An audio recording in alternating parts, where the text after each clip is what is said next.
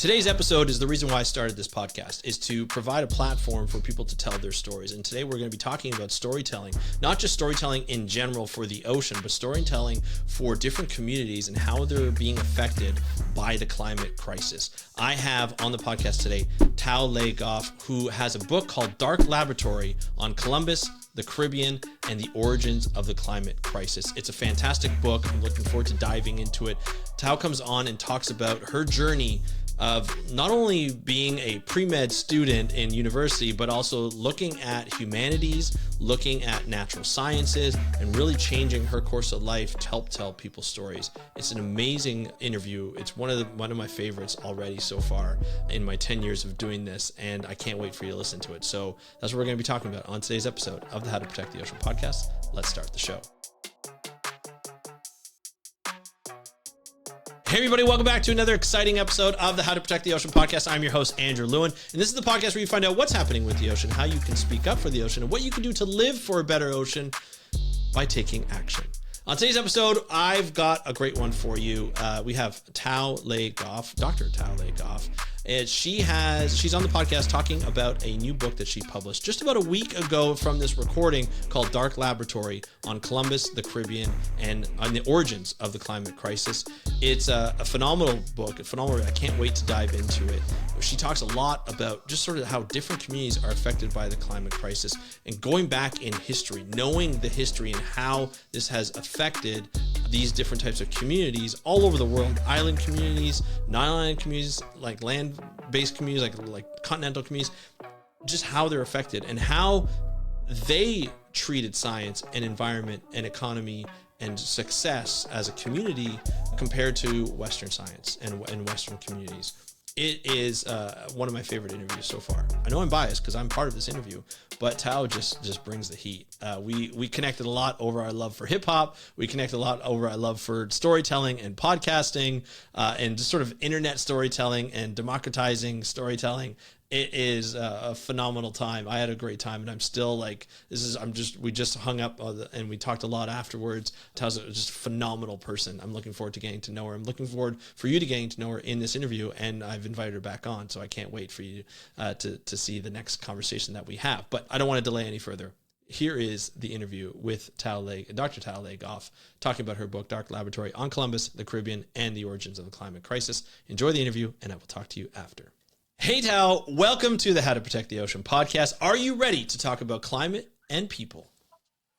Hi, Andrew. Yes, I am ready. I'm ecstatic because my book, Dark Laboratory, just came out a week ago. I'm Ooh, I still like on that. cloud nine, just really in disbelief that I'm a published author. Here's the book. The subtitle Love it. is On Columbus, the Caribbean, and the Origins of the Climate Crisis.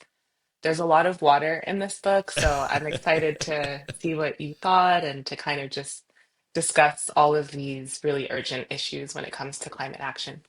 Absolutely. Yes, this is going to be, I'm really excited about this because before we press record, I was telling you, like, this is not a topic that I get to talk about a lot. It's not covered on sort of like the mainstream social science or science. It's talked about, but it's not talked about enough. And so it's really great that you have dedicated your research, your life to this. You've lived through some of this as well and seen other people live through this. And it's great to be able to talk about this type of topic, climate, and especially people, and how we react to climate action, how we are supposed to react, and how some of us seem powerless to react to certain climate action, and if we have the ability to do so. So I'm really excited to talk about, the entire journey.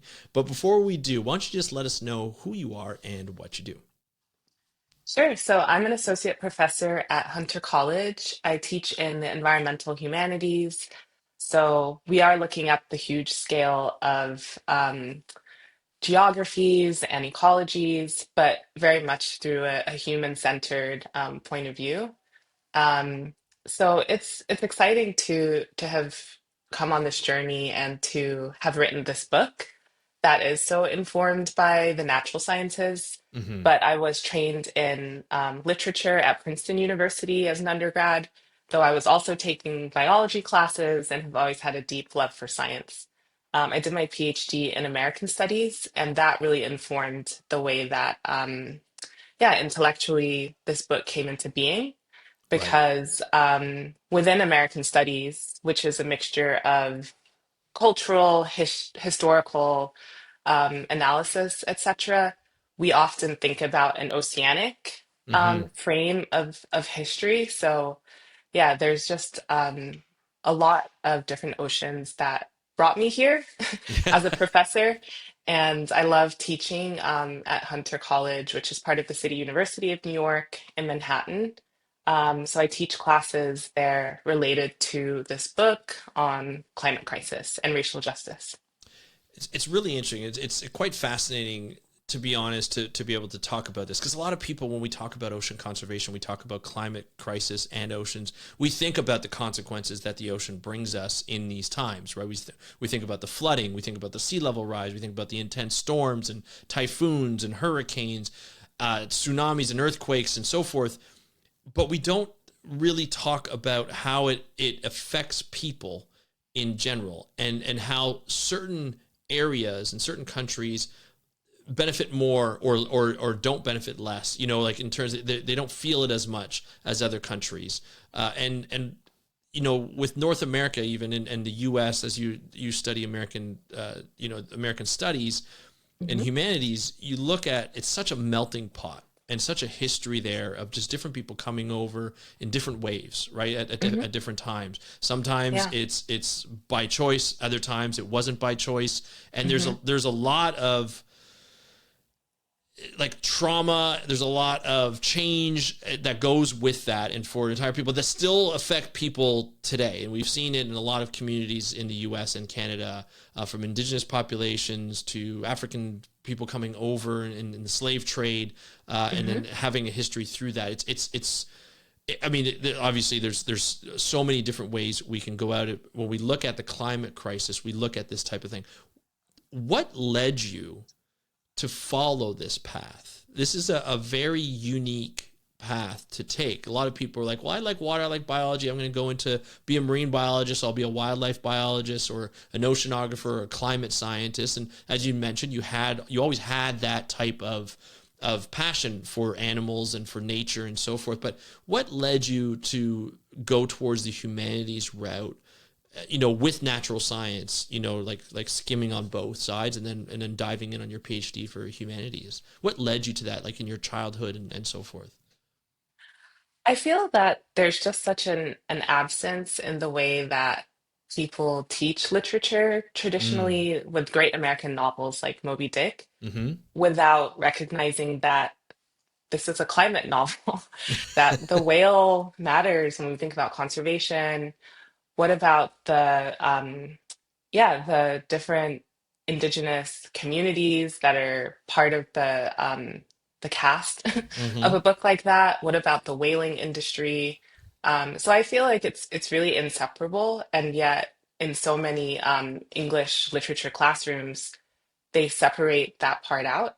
So I really want to do this work interdisciplinarily to bring everyone into the conversation because we have a shared fate in the Right. sense of the climate crisis. Whichever country we're in, whichever continent, we're all going to meet the same fate, a Mm-hmm. planetary fate. So I just feel that we need to come together to find many different solutions from many different cultures. So I do that by looking to my family history and by encouraging others to look to their family histories as well in Mm-hmm. order to contend with migration and how it is that we ended up on these shores if we're not indigenous to the place where we're living. So yeah, I feel like I've learned a lot from scholars in Canada. I've learned a lot from indigenous scholars across the globe, Mm-hmm. especially in the Pacific.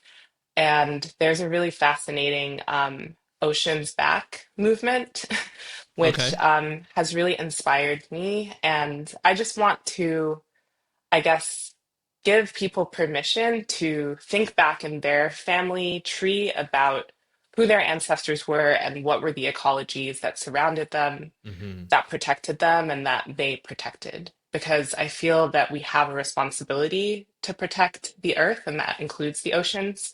So really, it was just thinking about my ancestors Hmm. that led me on this journey to look into the humanities as a way to tell this climate story. Fascinating. When you started to look down this journey, uh, did your parents, did your friends be like, what are you doing? Like, you can't make a living off of this. Like, I have to admit, like, my daughter, so my wife is Chinese descent, and her parents are from Hong Kong and Taiwan. And they're very, like, Oh. they're very literal, right? Like, you're being Hmm. brought up. They want to make sure that you're financially safe when you grow up, and you want to. So my daughter wants to be a wildlife biologist, and she's like, she tells them that, and they're like, well, can you make money off of that? Like, why don't you be like a pharmacist? Or why don't you be like a doctor or something? And it's very interesting to see, that, not the pressure, but sort of that, I want to take care, I want to make sure you're taken care of, or you can take care of yourself financially, because that's really important in the Asian culture, is to make Hmm. sure that the next generation is taken care of, right? That's one thing that I've learned from this.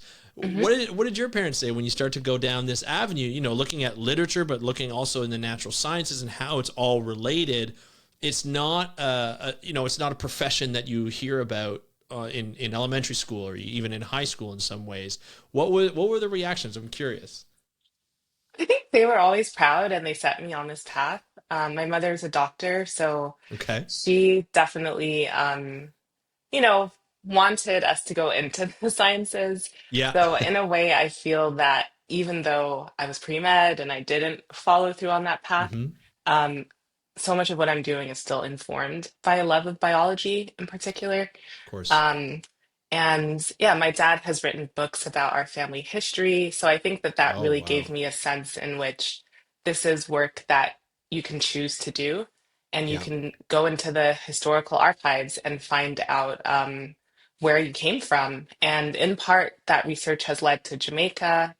And once you look at an island like Jamaica, that was part of the British Empire, it Hmm. takes you across the globe. Yeah. So even if we think about Nova Scotia, Hmm. closer to where you are, Yeah. there were maroon people who were brought there, and fascinating histories to contend with regarding salt cod. Yes. So it's just endless the kinds of ways in which we can think about family history, Hmm. commercial histories. That journey also led me to Hong Kong, I guess, where some of your wife's family is Yeah. from. Yeah. And I think places like Taiwan and Hong Kong, being islands, they have a deep understanding of what it means to survive. So I can Hmm. understand that they want to be, encouraging the youth to pursue law or medicine. But Yeah. there are other forms of survival that people who have lived on islands for generation are aware of. So Yeah. this book for me really is about looking into those scientific traditions that may have been lost or discredited over the years by Western science. Yeah. So yeah, it's a book about Jamaica, Hong Kong, really all of these different islands and people that I've learned from, geologists, bird watchers, ornithologists. So yeah, it's I love full it. of all of that. I love it. I love it. Now, I have this interesting story. So, I had a colleague, a mentor of mine, who was from Newfoundland, another island, right? They call it the Rock, and she was telling me a story. She went to Jamaica at one point, and she was at a restaurant, not at a hotel restaurant, but at a restaurant in a local town, and the waitress and her just got along really really well. And even the waitress was like, it's really cool. She's like, where are you from? You're from Canada. She's like, usually I get along well with Canadians, but I don't get along this well. And she said it. Colleen was her name. She says, you know what it is? She's like, I'm from an island as well. And it's like, people on islands, they know each other. They get along because they've felt the same struggles. They felt the Hmm. same happiness. They felt the same kind of.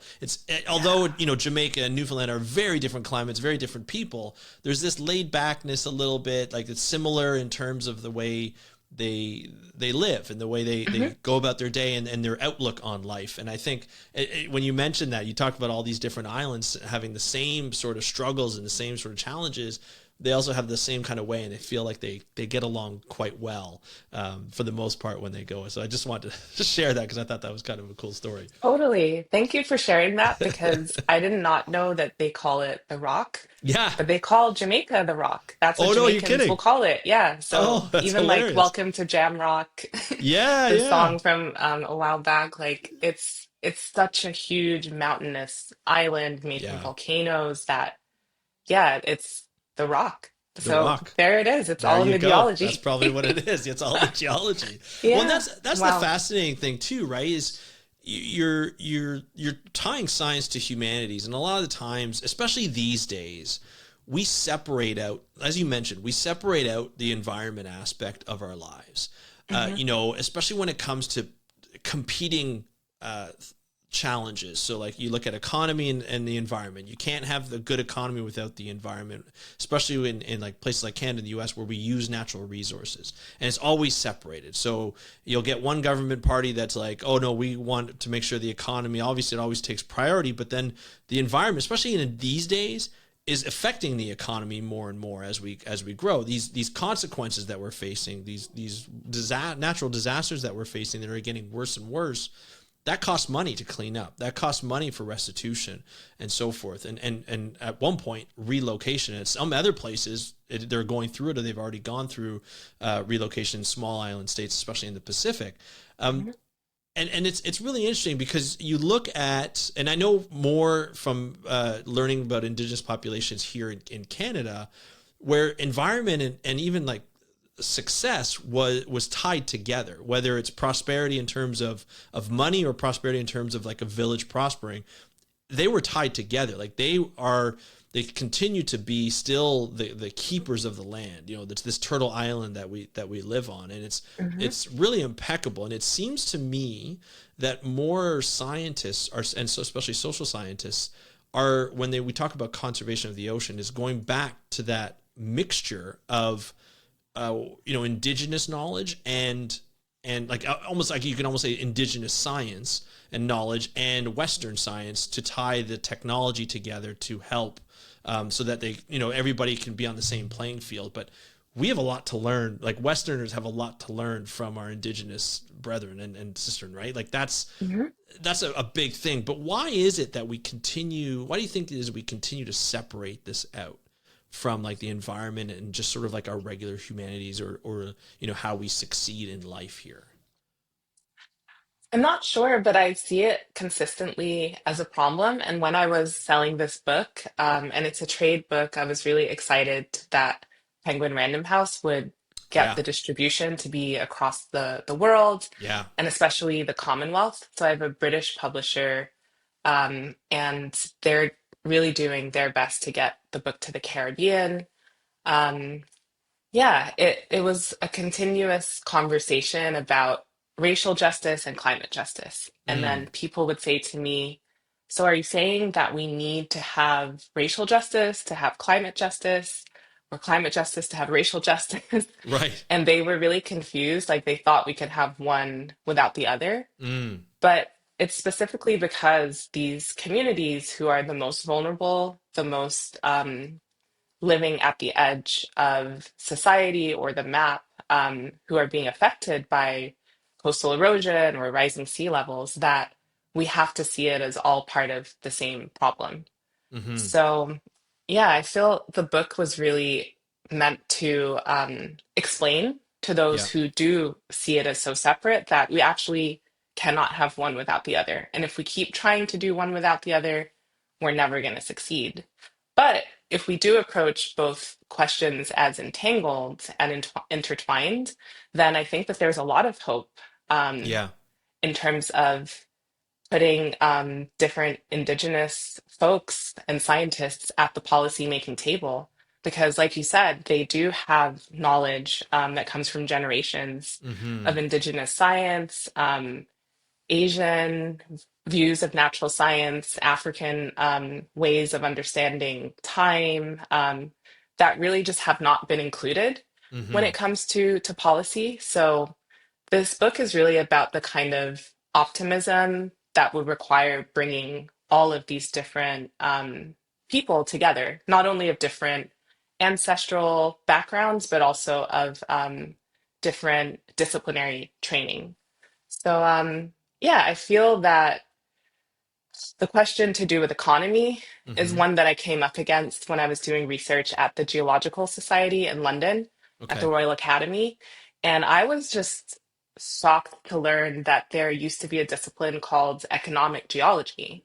Hmm. And I learned from a group of geologists in DC who invited me to give a keynote on geosciences that this discipline kind of fell out of fashion in the 1970s, but it Interesting. really was I guess, a branch of science that was developed by petrochemical I corporations. ass- I assumed, yeah. But I think we see this coming back now where economic geology with deep sea mining Yeah. becomes yeah, it's something that's being funded by these corporations. So, um, yeah, it's something that I think we need to be aware of how much we're selling away in terms of the future Oh my when we gosh. look to solutions in geoengineering. I the way you put it, how much we're selling away. I think that's a really important uh, statement, right? That you just said there. That just resonated with me because I find in everything we are now equating everything to how much did it sell, Mm, right? yeah, Instead of impacting, and it's not just science; it's everything. It's not just yeah, books; it's everything. Instead hmm of having the impact, right, of reading a book such as yours and being like, wow, okay, so this really changed my mind. But maybe it doesn't sell 3 million copies, hmm right? And then you get another book that sells 3 million copies, but it doesn't impact anybody. It maybe entertain somebody, but it may not yeah. change their lives. And I find the same thing in music. I'm a big hip hop fan, and I find the Oh, same thing in cool. music. And so like I came from a generation where I grew up in the like my teenage life and my 20s were in the 90s. And that was like I feel like it was a great time for hip hop. It was about Yeah. lyrics, it was about Oh my gosh. poetry, it was about really getting and learning about a culture that I knew nothing about. And now and that wasn't like there was still like it wasn't necessarily a pop chart type of music, so it was still a lot Right. of it was underground or close to it. But nowadays, because hip hop and rap has become such a huge part of everybody's lives, it's on the pop charts, it's on that popular music, and everything is I see it seems to be equated to like you're great because you sold this many albums or you sold this hmm many streams or you had this many streams. That's what makes it great. It's not the impact of your lyrics, because sometimes the Yeah. lyrics you're like, well, this person said nothing, you know. But you look at people like Mos Def and Talib Kweli and Common, Mm, who had very like I call them the conscious rappers, right? Where you're like they make even Tupac Shakur, like they make you think about stuff yeah. instead of just talking about money and talking about women or cars and things like that. You're actually thinking like, wow, like there's pain in that, there's happiness, there's conflict in a lot of the poetry that's been said through hip hop. hmm And I find, I know I'm going on quite a tangent, but I find like we do that with a lot of the stuff that even when we look at environment and economy, it's like, well, this will make us money. Yeah. Deep sea mining will make us money, or doing this oil and gas business will give us money, and Yeah. that's all we care about. We don't care about the people it harms. We don't talk about the people that it harms. We don't care hmm about the damage to the environment. We'll just make up stuff and we'll deny it, and then the messaging comes out to the people, and then everything gets confused. You know the history obviously more than I do, and it's like, holy cow! Like when are we going to stop and think like impact over profit?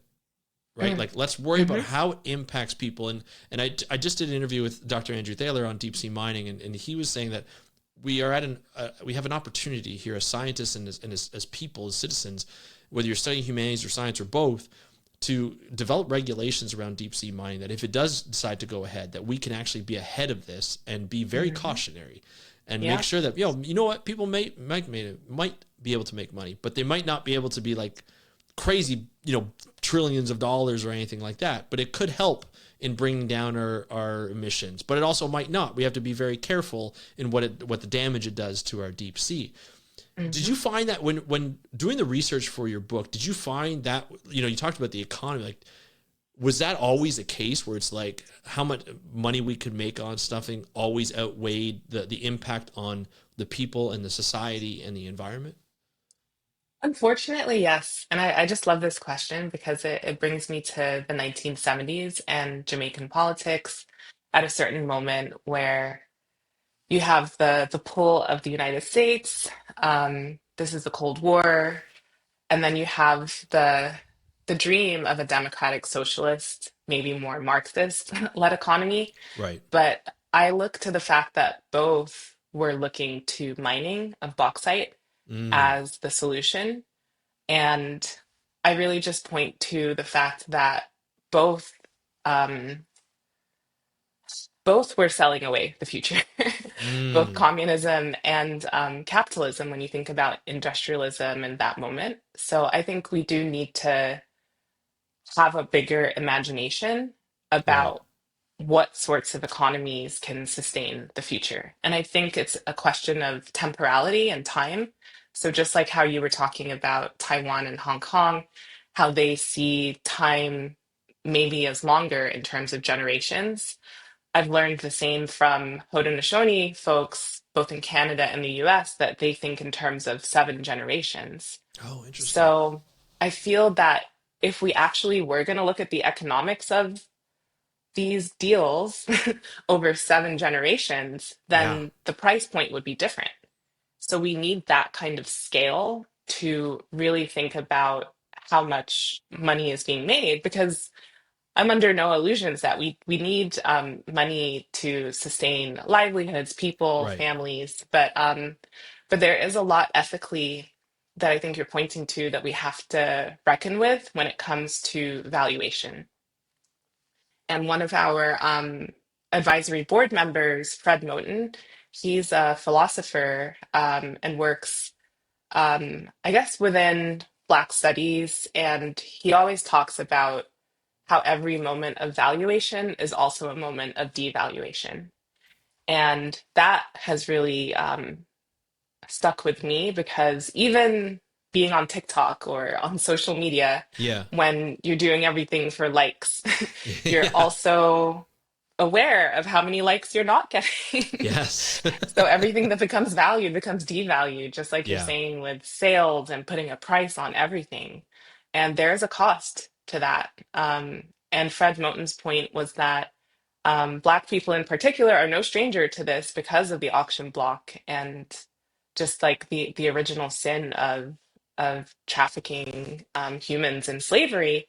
So Yeah. like we just can't forget that it wasn't that long ago Mm-hmm. that these kinds of horrific markets, um, you know, existed. So there's just a lot to be considering ethically. Yeah. And I see countries like Guyana who just discovered oil in the deep sea, and they're making those decisions right now, Mm-hmm. having been the poorest country along with Haiti in the Western Hemisphere to drill. I guess like Trump was saying, drill, baby, Drill, baby, drill. drill. And Yeah. even though these are more radical or socialist leaders, they're also going towards drilling Yeah. as a solution. So it Yeah. just shows me that there's something more that we need to be reckoning with when it comes to yeah, the regulations that you said your guest was talking about. And Mm-hmm. to bring it back to hip hop, because I'm also a fan of 90s hip hop, um, there's so much in here that I could say about Biggie Yeah. Yeah. and the fact that he was such a profound storyteller. Yes. Both of his parents are from Jamaica, The Mm-hmm. Rock. Mm-hmm. And even though, he's from Brooklyn, there's just so much of Jamaica in his lyrics. And I think that we could learn from a storyteller like him Yeah. about the kinds of stories that we need to be telling about climate so that Mm-hmm. everyone realizes they need to be a part of this. So I think storytelling is actually a great tool to engage everyone into realizing nobody, like everyone is a part of this human Yes. history, this non-human history. Like we all have to tell this story together, no matter where we're from on the planet. So I think I wonder what if Biggie had lived till today, like what he would have been saying about ecology and climate. It'd be very interesting, him and Tupac. Yeah, We always. both of I them. think. I think both of like all of us who are fans of both. Would hope that they would have been best friends again at some point, and I and believe and it. and changing the world. Because I think both of them were very conscious of what was happening around them. Being Yeah, from. Parents who were very aware and active yeah, in their youth about what was happening to their communities, and I yeah. think it would be cool. You never know. They could have invented a genre of climate rap. To They be able could to. have. That's the best storytelling for me, anyway. But you really hit the nail on the head here with the storytelling. Is a lot of people when we think about climate change, and I talk about this all the time. So I'm also guilty of this. We talk about energy. How do we reduce greenhouse gases? That's what everybody's like. That's the big topic right now. And there's Hmm. debate and controversy around a lot of the different methods of doing it. Renewable energy, carbon taxes, cap and trade. We think about that, and we think about sort of the overall populace, but not the individual communities. So we think of Right. Canada and the countries and how each country is doing. Hmm. And so I think we lose a feature of the story that's supposed to be told because we don't get all the stories. We just get one narrative when it comes to climate, right? Yeah. It's we need to reduce emissions or else certain states or certain provinces or certain parts of the world are going to be flooded, are going to be burnt, are going to be all this type of stuff. But we don't think of the individual people. We don't think of the Hmm. individual communities that will be affected more or less, and those stories don't really come to the front, right? They don't come to the forefront, and we don't get to listen to them. How? So my question is, you met a lot of different communities writing this book and over Yeah. your career, and we'll talk about your lab in just a second. But when you talk to the different people and you hear these stories, and they're always compelling, they're always interesting. How do we get those stories to the forefront of climate action so that Mm. people like myself, like yourself, can learn about the different people and how they're affected? I mean, I was very lucky on January 1st of 2025, so just a month ago, to meet Julian Aguan, who is from Guam. He's a Chamorro indigenous writer, but also human rights activist and lawyer. So he and a number of other lawyers are actually taking a case to The Hague, Mm. so to the ICJ about climate reparations. Mm-hmm. And it's actually coming from the Pacific, so islands like Palau that you had Yep. mentioned, you have listeners out there, Yeah. but also to the Caribbean, where my family is from. And I think African nations are included as well. Mm-hmm. So I find a lot of hope in the fact that there's actual people who are trained, as lawyers, really thinking about shaping this policy by coming to these, yeah, tribunals in Europe and really saying these are the crimes against humanity, and this is Yeah. our plan for what can be done about it. So it's going to take global action for sure. And I think it's also really important what you said about greenhouse gases and emissions, because in the book I write about how, yes, that is one metric Mm-hmm. that we tend to just focus on, like Yeah. the carbon footprint. But let's say that we did solve that problem. I'm sure there would be a thousand other problems to do with For climate, to sure. do with loss of biodiversity, to Mm-hmm. do with all of these issues that don't technically fall under global warming Mm-hmm. and yet are part of the bigger problem. So I'm very suspicious of what's called blue washing. And I think we should have more attention to that and the ways that these corporations are using false narratives about ocean conservation Mm-hmm. to cover up the fact that they're just raking in more profits. So True. that's why we need to really take control of the narratives around climate and the metrics that it's more than just carbon emissions. It's about corals under the sea, which I write about in the fourth chapter. It's everything, and it's all related, at least as I see it, to modern capitalism, which really is, as I see it, not inevitable. And I think the crisis was not inevitable. So therefore, I have hope that we can get beyond it. But I think we'd have to break free of this logic of profit and more profit that Yeah. capitalism sells us. I completely agree. And there are so many, like, this is one of the reasons why I started this podcast, was to be able to provide a platform for people to find out more about the ocean, but also the complexities and the layers of ocean conservation. The stuff that you're talking about and that we're talking about today is one of those complexities that we don't often talk about. And just like a lot of the scientists, what was happening, like when I started this back in 2015, I started truthfully, I started interviewing in 2014, but I was scared to publish, and that's another Hmm. thing, because we didn't really talk about science back then. But I was meeting so many really interesting people that had cool projects, and I wanted to put them on this platform and to have them tell their story, because they're not going on Discovery Channel, Shark Week, or on Nat Geo all the Right. time. Like, some of them Yeah. have, and they've developed their careers, but they're doing such interesting projects that nobody knows about, that will bring Hmm. optimism to ocean conservation, to climate change, and so forth. But they just don't get that platform. And it's just Yeah. like the communities that you're talking about. They don't get that platform. They don't get that, even a YouTube channel or a thing, because they're telling stories within their own communities, because that's important Hmm. to them to continue on, so people learn from the history and they learn through that storytelling.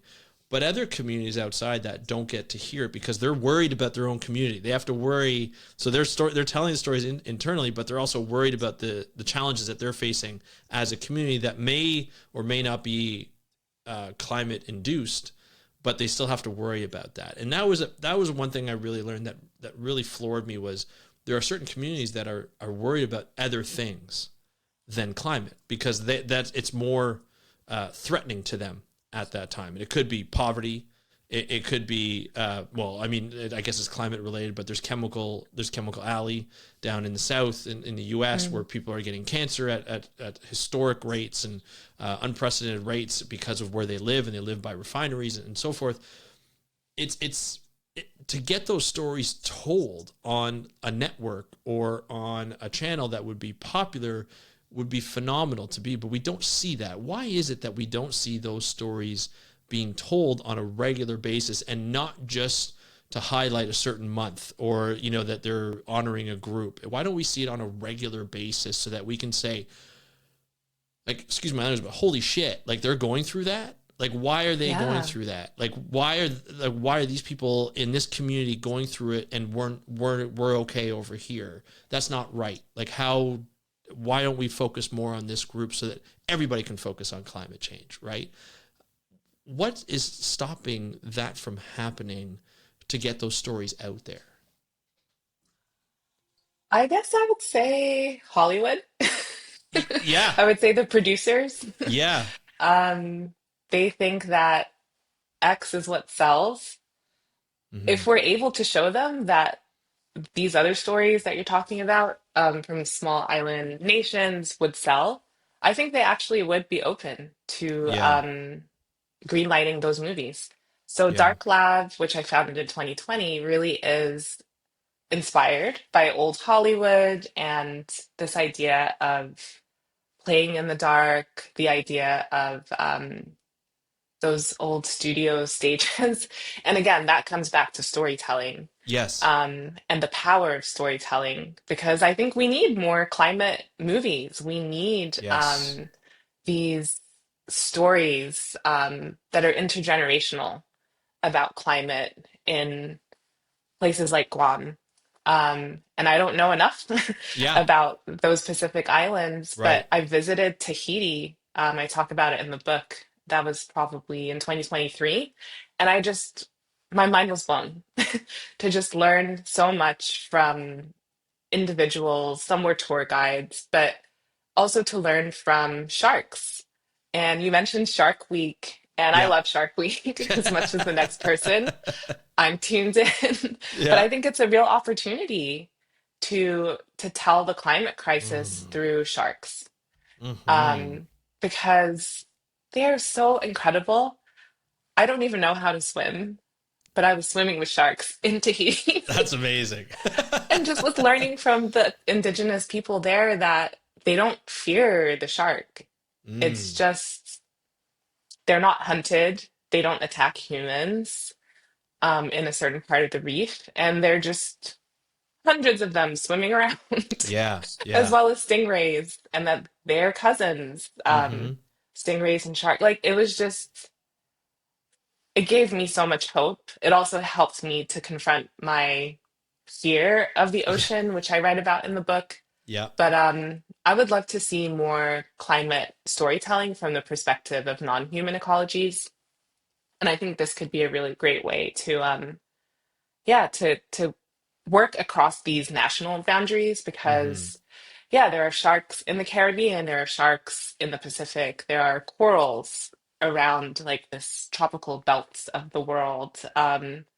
I think if we look to mangroves, if we look to different storytellers about this crisis, Hmm. then we may actually get somewhere different Yeah. instead of just seeing humans as like the protagonist of the climate crisis. Like, will we survive? Like, who is the we?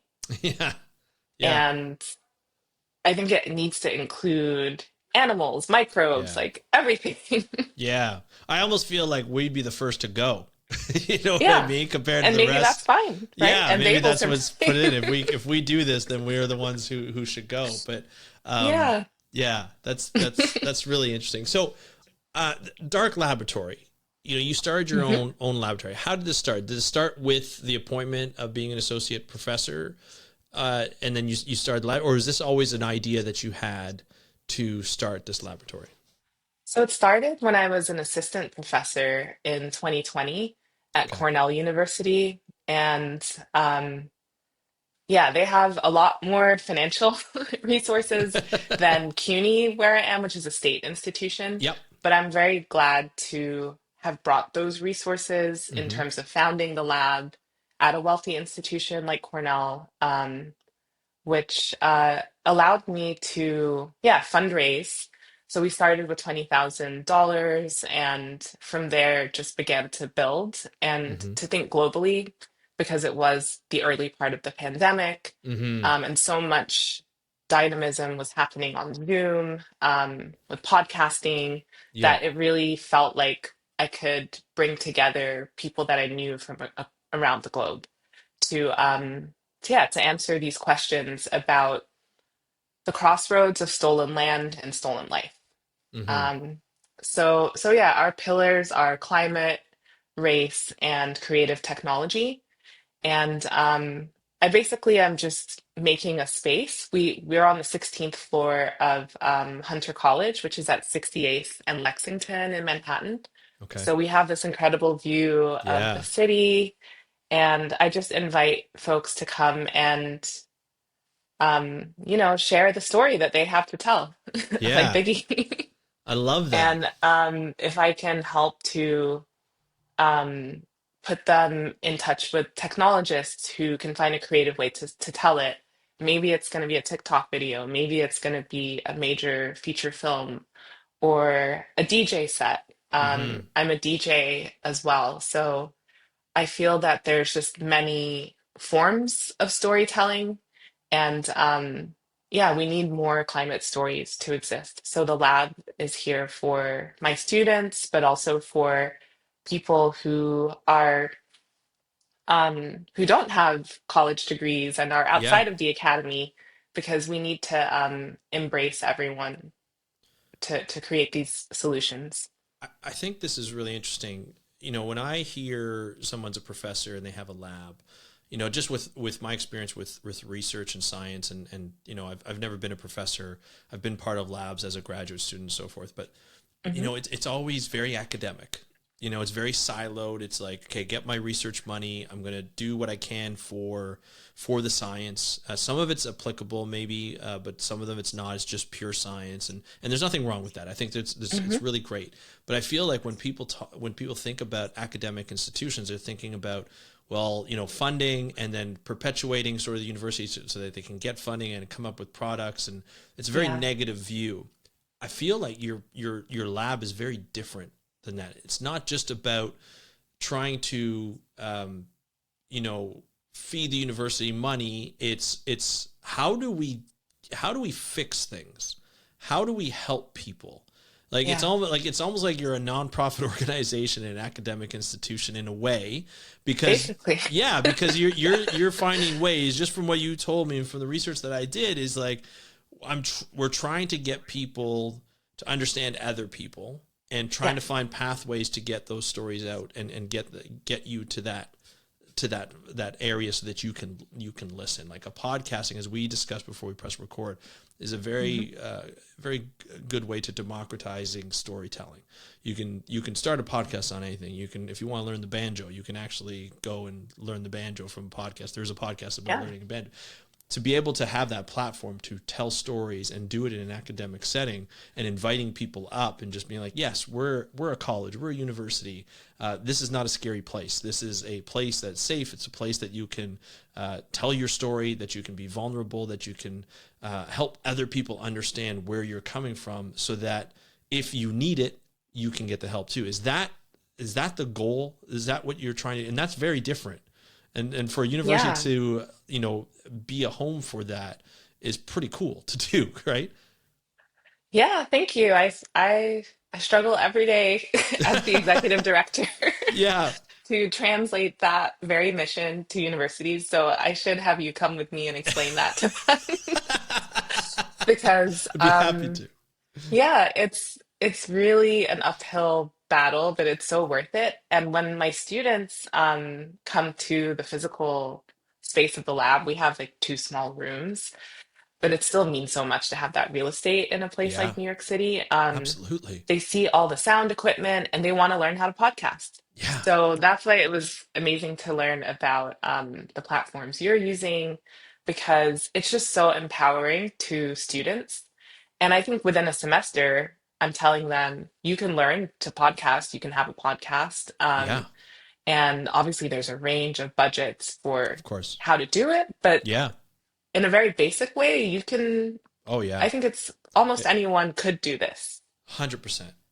100%. So I just really want to evangelize about that and encourage people to start their own labs of this sort. And I Yeah. have had to do a lot of fundraising.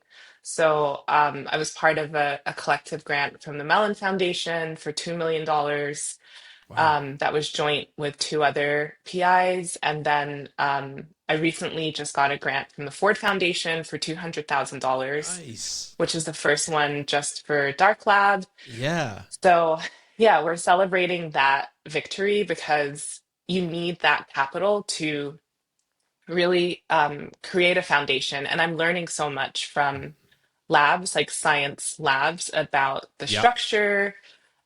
So, probably like the ones that you were in as a grad student, Yep.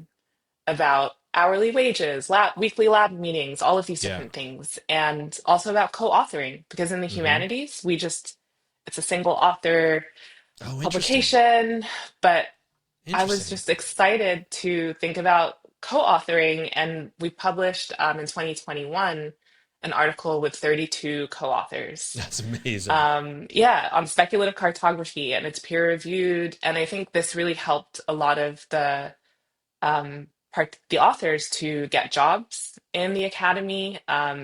So I'm really trying to help to credential folks to show that this research is rigorous. Um, and what I will say is that it it has to exist beyond the university. So Yeah. Hunter College is a great home physically for the lab, but we're also really grateful to the new museum, which has given us space. And I think Nice. it just makes sense to bring different cultural institutions together. Yeah. in terms of the funding so that I'm not answering to any one Yes. source. Yes. Because just to be transparent, I don't think they should mind that I'm saying this, but when I brought the Ford Foundation grant to Hunter College, so the City University of New York, they told me that the overhead that they would take is 60%. I could not believe It's crazy, right? I couldn't believe it. Yeah. But this is how That's grants how, work at that's it. universities. Yeah. So They're you not the wonder, only where does one. that money even go? Yeah. But this is pretty typical. And I think most students are not aware of how all of this works. So I just try to make things transparent about how money works within universities, but also, I guess, the lab travels with me where I go, and it's Yeah. me just trying to fund people's projects. We've Yeah. had artists in residence who really are they're artists, but what I found, especially in developing countries, like the climate activists are climate artists. Hmm. They're the ones protecting the reef, Mm-hmm. photographing the reef, Yeah. protesting against all-inclusive hotels that are damaging the reefs. And if I can provide money to support Yeah. their profession, I feel like that goes a long way because artists don't have a pension or health care. And these are the people on the front line of the climate Mm-hmm. crisis, especially in island nations. So Yeah. we've been able to support people in Trinidad and St. Vincent. And yeah, I feel lucky to be able to do this work, but it's a lot of administrative work that, It is. yeah, it's not easy. You know what? I've seen that too. I worked for Fisheries and Oceans Canada here in Canada for the federal government, and I live just by the Great Lakes, so we studied the Oh, Great Lakes Laboratory, and it was a science section of the government, and my boss was a PI. I was a scientist, hmm and I had two different bosses within that, and I remember both of them saying they're like. They turned to me. I remember one of them, my first one, Nick Mandrak, he turned to me. He's like, I'm so jealous of you. I'm like, what do you mean? I'm like, you get this prestigious position, you know, you get all this money, like you get a good comfy job and you've been with the government for a long time. He's like, yeah, but I'm in all of these meetings and I'm doing administrative stuff and I'm doing this and I'm doing that. And he goes, I never actually get to do the fun science that I give you all this work to do. And I'm like, oh yeah, yeah, you're right. I do get that. That's why I enjoy my job. And he's like, yeah, he goes, if I could do it, you wouldn't have a job, but I need to go to meetings and yeah, all this stuff. And I need to like exactly. collaborate with other labs and all this stuff. And it was, and with government too, just as much as universities, everything's administrative. I always used to joke that you hmm needed to fill out paperwork just to go to the bathroom and stuff because Yeah, government's like that is that, true. right? Yeah, and it takes Bureaucracy. and it takes away. And I guess like in a way, it's the price you pay for the home you have and the I guess the Yeah, prestige that you're supposed to get. But you often wonder like, okay, like that's a lot. That's a big percentage you're taking, and just for the home. Okay, I get it. I get it. And then you have to, it's the way it's the way it goes, and there's yeah, no other way to see it unless you get outside funding or you go outside the university enclave. But then you lose the quick connections that you make, like you talked about, like the biology and everything like that. So hmm it's a tug of war of sorts, and it's a lot of people don't talk about that. I'm glad you mentioned it because it's really interesting to be able to say it. But essentially, you are a storytelling studio that Hmm. provides different ways of telling that stories, whether it's through art, whether it's through photography, videography, podcasting. hmm It's a place where people can go and be able to tell their story and be able to do that. So I have some ideas on that. Maybe it might be Oh, a little better, yeah. but I just love this, and I love this conversation. I just want to. I have one last question about the book, the hmm title.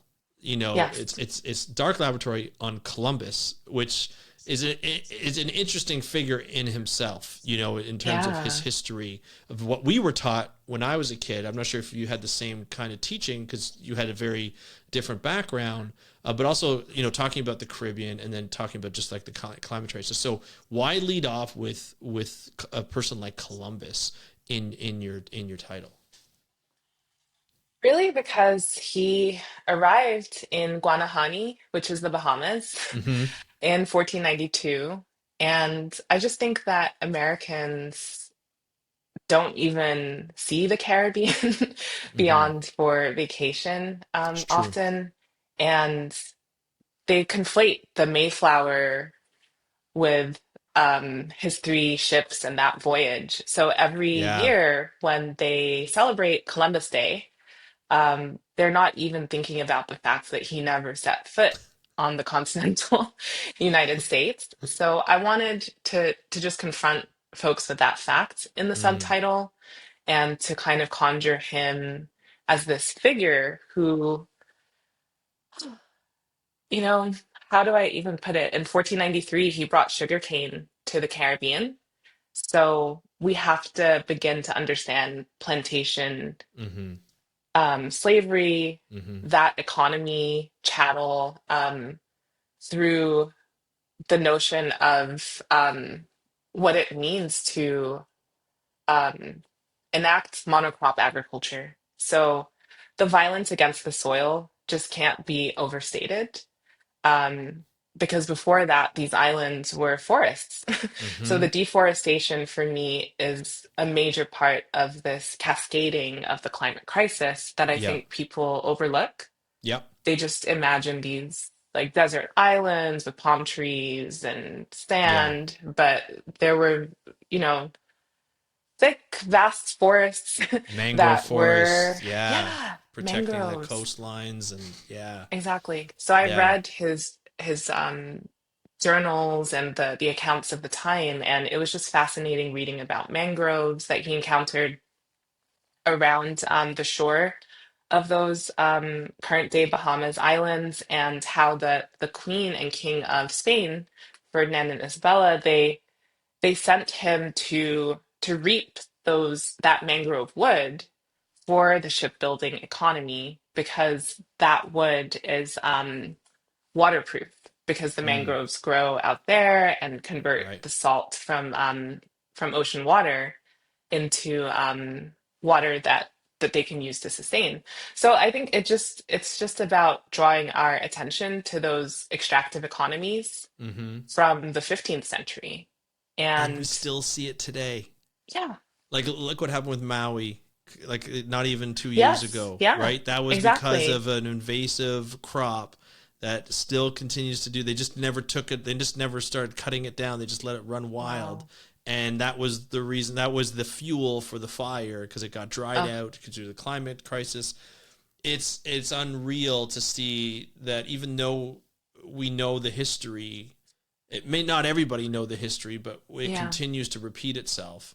And it's Hmm. again, it goes back to storytelling to understand this. Yeah. If you think about it, there's an entire major holiday in the U.S. that's surrounded by Columbus, coming to the Bahamas, not even the Yeah. To the U.S. Bahamas. Yeah, and it's like a huge. It's almost bigger than Christmas in some cases, Yeah. and it's all based on a bad storytell. Exactly. Like He thought he the was in broken China. telephone. Yeah, exactly. I just think this whole discussion has been fascinating, and I hope it's the first of many that we can have on this podcast with you. I'd Yeah. love to invite you back to discuss more of individual projects, and because I know you talked to so many people, and we really got an overview of the book. But I would really love to Hmm. dive in. I'll put the link to the book. Now I know on your site it says pre-order, but you're saying it's out. It's been out for a week right now, right? Yeah. So now Okay. you can order it. Now you can order it. Highly recommend it. I'm going to order a copy myself, and I'm looking forward to diving into this. So again, Tao, thank you so much for joining us on this episode. And again, I'm looking forward to having you back.